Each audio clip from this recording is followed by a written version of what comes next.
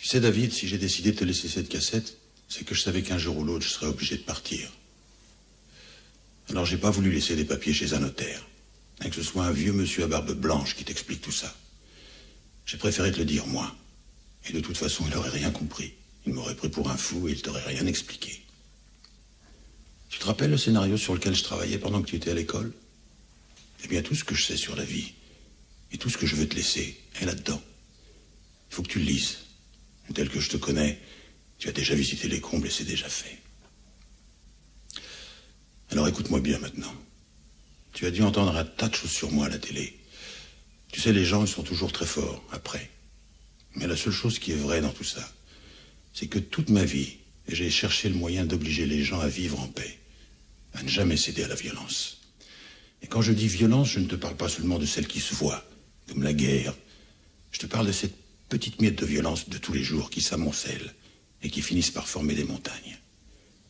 Tu sais, c'est comme quand tu jettes ton papier de bonbons dans la rue. Tu te dis que ça peut pas faire de mal.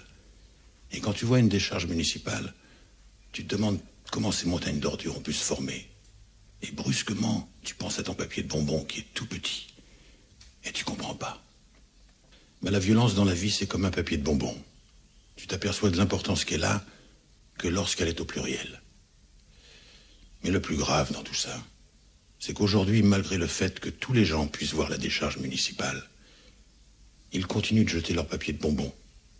Parce que les ordures, une fois qu'elles sont brûlées, ils s'en souviennent plus.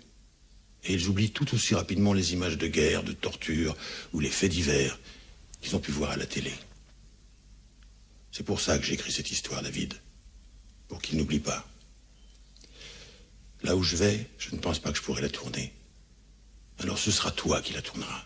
Si tu le désires, quand tu seras grand, conserve-la précieusement, comme le testament d'un vieux fou. Une dernière chose, David. N'en veux pas trop à maman. Elle t'aime. Prends bien soin d'elle. Quant à moi, de là où je veillerai sur toi. Si tu penses à moi aussi fort que je pense à toi, alors c'est sûr, David, on se retrouvera. N'aie pas peur. Aie confiance en moi.